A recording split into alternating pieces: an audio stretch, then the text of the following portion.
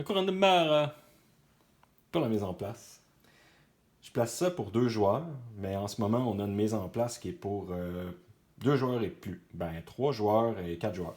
Ce qui veut dire qu'ici, on a mis l'espèce de... on voit les petits bonhommes ici. 2 bonhommes, 3 bonhommes.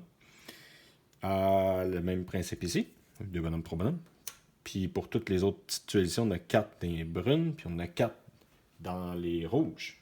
Donc, en principe, si je mets pour 3 joueurs, je vais les placer comme ça. Le 5, je le mets comme ça. Mais pour 2 joueurs, je vais le tourner de 1. Et ici, le 6 pour 3 joueurs et le 5 pour 2. Pour 4 joueurs, c'est juste l'autre côté. Maintenant, il y a des particularités. Il y a le château qui est là. Ça, c'est placé en fonction de 3 joueurs. Pour 12 joueurs, il faut que je tourne les marqueurs tissu et pierre à 2. Fait que ça, c'est du tissu. C'est bleu. 2. Pierre, je le mets à 2. Ça, c'est les coûts que ça va. C'est pour faire des offrandes. Fait que ça va coûter 2 au lieu de 1. Et le même principe pour la cathédrale, c'est le bois et les céréales qui vont être à 2. Là, ici, j'ai en langage extraterrestre. Ça veut dire que tu prends un miroir, tu le vois correct, mais c'est tourné dans le sens horaire. Là, je le tourne en sens horaire parce que c'est comme. C'est ça, c'est extraterrestre. 2. Et puis, que j'ai dit là? Les céréales. 2. Donc, c'est ça. Ces marqueurs-là sont toujours tournés dans le sens horaire. En temps normal, sauf lui. À part ça, pour la mise en place, les différentes sections, ça c'est le marché, donc on met les pièces d'or ici. Ça ici c'est la cathédrale, donc on a les tuiles faveurs qu'on va empiler ici, qu'on va brasser au préalable, qu'on va empiler ici, et les livres. Ça ici c'est le chantier, donc c'était juste ces 2 trucs-là. Puis ici c'est le château. Ouais, le château. Puis t'empiles des chevalières. Ça, c'est pour la partie ville. Et la partie campagne, ben, c'est pas bien compliqué. Ici, on a la pierre, on empile la pierre là. Ici, on a le bois, on empile le bois ici. Ici, c'est le tissu, on empile le tissu ici. Et finalement, ici, c'est les céréales, on empile les céréales et le pain. Ensuite de ça, sur ton plateau, le plateau des scores, on va marquer... check, les artisans, là, puis lui, là, ils sont presque pareils, sauf que lui, il a un chapeau stylisé. Tu vois, comme une calotte. À 0. Merci le chat. Et le bâtiment, ben ça, je l'ai placé à 35, sauf qu'on va peut-être le changer de place, ça va dépendre de la carte de départ. Juste avant, on va aller au plateau personnel. Ça, c'est le plateau personnel. Fait qu'on a 4 artisans, on va les placer ici. C'est tout ce qu'on a en fait dans le plateau personnel. Maintenant, on a les événements. Là, je le dis tout de suite parce que c'est important pour la mise en place. Donc, là, c'est les cartes. On tourne la première. Là, on a un chiffre ici. C'est là qu'il faut placer le bâtiment de tous les joueurs. Fait qu'on se place au 35. On est au 35. Tous les joueurs se placeraient là, puis tous les autres joueurs placeraient leur monsieur stylisé au chapeau à 0. Et puis, les ressources de départ, c'est pour le premier joueur. Fait qu'on va placer nos émissaires au foin. Ici, on prendra un foin. Et au château, on va au château. Hop. Et c'est ça qui est ça. Et puis, cette carte-là, on la défausserait. Puis, on commencerait la game avec la prochaine carte. Les autres joueurs, ben, c'est pas compliqué. On se met au sens horaire. Fait que le deuxième joueur, il se mettra à la pierre. Et quand tu vas du côté de la ville, il se mettrait au marché. Le troisième se mettait là et là. Et le quatrième se mettrait là et là. Donc ça, c'est pour la mise en place. J'ai la dernière affaire. Ici, on a des conseillers. On en a 2 sortes. Donc, on a les conseillers phase B et les conseillers phase A. Les conseillers phase A, c'est ceux qu'on va placer au départ. Il y a 8 emplacements sur le territoire de la ville. Fait qu'on va brasser ça. Puis on va en virer 8.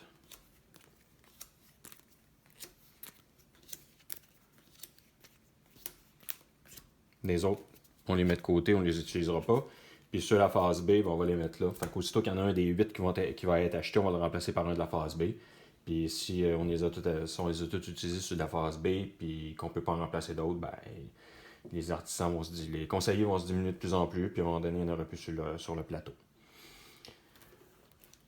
Les conditions de fin de partie, ben ça, c'est un jeu qui se joue en 6 manches. Ici, on a nos cartes personnelles. Ça, c'est la petite carte d'aide de jeu. Des cartes personnelles, on a 9. Fait que le premier tour, on va en tourner 3. On va prendre nos actions de ceux-là. On a fini notre tour. On va les mettre de côté. 3 autres. Hop, on fait nos actions. 3 autres. Fait que là, la moitié du jeu est complétée. On prend toutes nos cartes, on les brasse toutes. On joue une deuxième fois comme ça. Puis ça prend fin à partir du moment où on a joué chacun nos 6 manches. La particularité, par contre, c'est que le premier joueur, disons quand on est 2, ça ne marchera pas, mais je vais marquer plus quand on est 3. Le premier joueur va commencer, il va faire ses actions. Sens horaire, le deuxième joueur va jouer. Le troisième joueur va jouer. Là, on va passer le marqueur premier joueur. Fait que ça s'en va dans le sens horaire. Fait que le premier joueur, finalement, il va jouer le dernier dans le deuxième tour. Fait que ça continue comme... Tu vois what I mean? Fait que c'est ça. Donc, la condition de fin de partie, c'est ça. Le plateau de jeu, ben, comme je disais, il y a 2 parties. Il y a la partie campagne et la partie ville. La partie campagne, qui est celle-là qui est verte, c'est pour ramasser des ressources. Ça sert juste à ça. Puis la partie ville, c'est pour utiliser tes ressources pour faire des actions. Donc, rapidement, là, ben ça je l'ai dit, c'est pour gagner les ressources. Et puis à la partie ville, la couronne ici, ce que ça va faire, c'est que si tu as une donation, donc si tu décides de donner, disons, un bois, tu vas pouvoir te prendre une chevalière. Et puis quand tu as donné, disons, cette ressource-là du bois, la prochaine fois, ça va coûter 2 ressources. Fait que tu choisis la prochaine personne ou toi-même, si tu rajoutes ton tour, tu vas choisir une autre ressource que tu vas donner. Puis disons que tu choisis encore du bois, fait que là tu vas donner 2 bois.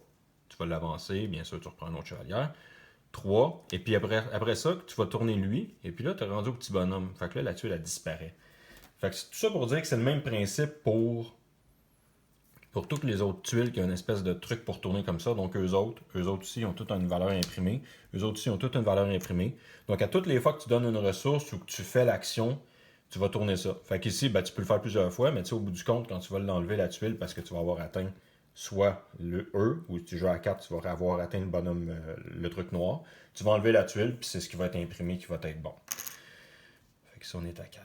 Donc ça, c'est pour la ville. La deuxième action possible, parce qu'elle, en gros, c'est l'action de condition. Fait que tu donnes une ressource et tu prends la chevalière. La deuxième action, qui n'est pas une action de condition, c'est juste si c'est disponible pour toi de le faire. Une fois, tu peux échanger un livre pour 5 maisons. Là, ça m'amène à la track là-bas.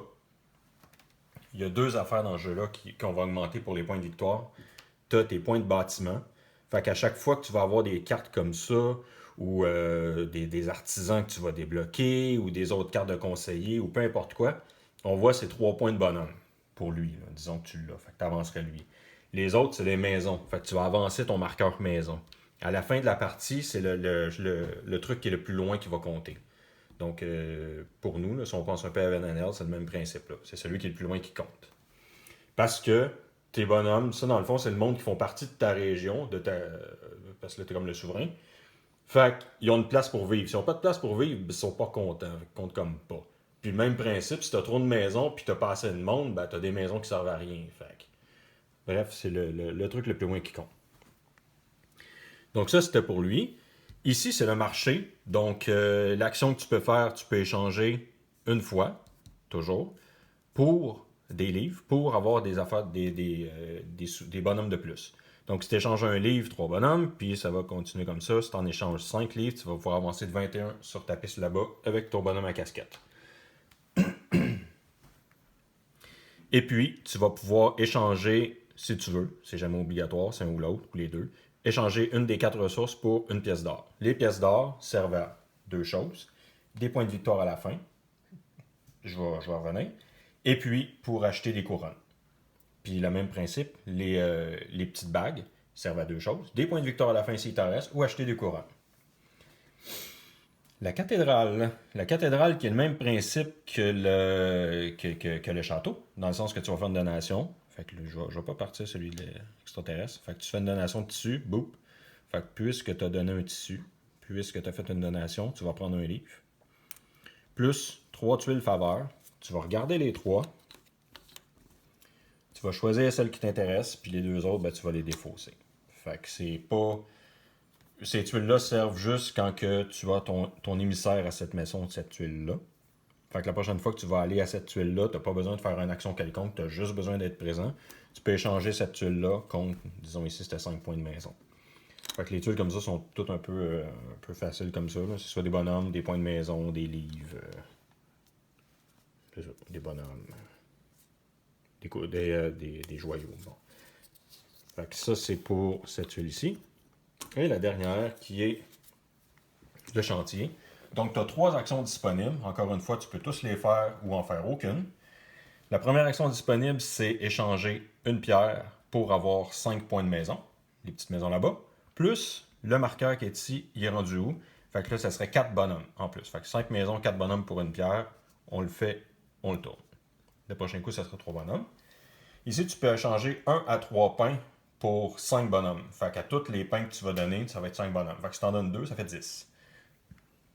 Aussitôt que l'action est résolue, on va tourner ça. Le bois, tu peux l'échanger un bois contre 5 petits points de maison ou 3 bois pour 10 petits points de maison. Fait que ça, c'est des actions de ville. Maintenant, un tour de jeu, de la façon que ça se passe, ben, c'est comme je disais tantôt, on va piger 3 cartes dans ton paquet de cartes. Tu vas piger 3 cartes et puis tu vas décider de les placer dépendamment en dessous de ton bonhomme. Ce qui est différent, c'est que où tu places ta carte, ça va être ton mouvement que tu vas faire. Fait que tu vas faire ton mouvement et ensuite tu vas faire soit l'action de la carte ou soit l'action de la place où tu es rendu. Donc, un tour de jeu très simple, là, ça ressemblerait à ça. Je dis, mettons, cette carte-là, je la mets ici. Donc, ça me fait 2 mouvements de mon émissaire. C'est pas 1, c'est exactement 2. Dans le sens horaire. Donc, on est en début de partie. J'ai besoin de ressources. J'ai juste celle-là de départ. Je vais avancer de 2. 1, 2. Je prendrai un bois. Puis ici, ma carte, elle me donne un blé. Je prendrai un blé. Ici, je pourrais décider, je vais avancer de 1. J'avance de 1. Je prends un tissu. Et puisque ma carte elle a de la pierre, ben, je prends une pierre aussi. Fait que là, je rendu avec pas mal de ressources. Et cette carte-là me permettrait de faire une de ces 4 actions-là, indépendamment de la place où est placé mon émissaire. Donc, juste pour bien l'expliquer. 1, 2, 3. Là, j'avance toujours dans la campagne, là, mais je peux avancer dans la ville, là, ça n'a pas vraiment d'importance. Fait que je prendrai encore un bois. Là, je peux faire n'importe quelle action qui est là-bas. J'ai beaucoup de ressources. Fait que je peux faire où je veux. Puis, comme le but, c'est la couronne d'Amara, bon, on va chercher les couronnes. Fait que c'est pas parce que je suis là, c'est juste que je décide de faire cette action-là avec la carte, mais ça donne juste que je suis là. Fait que je vais dépenser un foin, parce que ça coûte un foin. Je vais le tourner. Je prends un joyau. Et puis, ben, j'ai pas de livre, je peux pas la faire l'action. Là, j'ai 3 actions que je peux faire, une fois chaque dans chacun de mes tours. Donc, les actions étant, je peux acheter une seule couronne. Je peux pas sauter d'étape. Fait que même si j'ai les ressources pour aller chercher la carte de duc, ben, si je suis pas déjà marqué, je peux pas l'acheter. Fait qu'il faut que je me rende jusque-là. Donc, je peux acheter une couronne, c'est la première action bonus. Je peux la faire durant mon tour à mon premier, deuxième ou troisième carte. Ça n'a aucune importance. C'est à la fin, début. On s'en fout. Deuxième action disponible que je peux faire, je peux aller m'acheter un artisan. J'explique ce que ça fait. Et troisième action disponible, c'est d'aller chercher un conseiller, mais où est placé ton bonhomme? Comme ici, je suis à la couronne, ben, je pourrais pas aller me chercher, mettons, c'est dur à dire ça. Érudit. Je pourrais pas aller me chercher érudit parce que lui, il est au marché. Fait que disons, je vais faire les 3. Je peux aller me chercher le charpentier. Je peux aller me chercher le charpentier. Ça me coûte ces ressources-là. Un bois, un ça et un ça. Donc, on va les replacer dans la réserve. J'ai cette carte-là. Le bonus immédiat, il est à gauche. Donc, tout de suite, ça me donne un point de petit... de population, de citoyens. Et immédiatement, 10 points de bâtiment. Fait que je suis rendu à 45 de bâtiment et 1 pour mes citoyens. Lui, il est là pour le restant de la game. En ce moment, ça ne sert pas à grand-chose parce qu'en gros, il n'y a pas d'action continue pour lui. Je vais revenir après pour montrer c'est quoi les différentes. Et la deuxième action, je vais la faire à bonus aussi. Je vais acheter mon petit bonhomme ici. Est-ce que je peux? J'ai 2 bois. Je peux pas. Oh, c'est triste. Just too bad. Et la troisième action disponible, ben, c'est d'échanger. Le couteau est toujours là. J'échange ma bague pour aller me chercher une couronne, puis check ça. Ça y va sur la tête, c'est cute pareil. Voilà. Fait que j'ai fait 2 actions bonus sur 3 parce que je peux pas faire l'autre. Fait que mon tour serait fini. Je pognerais mes cartes. Et je mettrais ça là. Ben ouais, c'est vrai, ça me donne 3 de citoyens tout de suite. Bon point, chérie. Voilà. Fait qu'il y a quand même une couronne sur la tête. Poup! Fait que ça, c'est mon tour bonus. La deuxième personne va jouer. Oh! On remplace tout de suite. Poup! Et puis, comme je l'ai dit, j'aurais pas pu acheter 2 bonhommes parce que c'est une action bonus sur les 3 que tu peux faire par tour. Fait que je pouvais pas acheter 2 conseillers, je peux pas aller m'acheter 2 couronnes, puis je peux pas aller m'acheter 2 artisans une fois. Donc l'autre personne joue son tour. Ça revient à mon tour à moi. Là, bien sûr, j'ai encore mes cartes ici. Mes 6 restantes qui sont face cachée. 1, 2, 3. Et puis, ben c'est ça. Je replacerai mes trucs ici, puis je ferai les actions disponibles, mais juste pour en montrer une, parce que je ne l'ai pas montré pour l'artisan. Je vais placer mon bois. Là, je vais me rendre ici, parce que ça me coûte 2 bois. Fait que ça va être facile. 1, 2, 3. Je vais la placer ici. 1, 2, 3. Lui, il me donne un bois. Et je suis dans le truc de pierre, je prends l'affaire de pierre. Et je vais faire la troisième action bonus, qui est d'acheter un artisan. J'achète un artisan. Ça me coûte 2 bois, je le mets ici.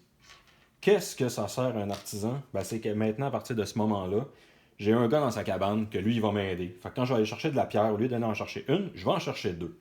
En allant chercher un artisan, ça m'a débloqué ici sur mon petit plateau. 1 point de plus.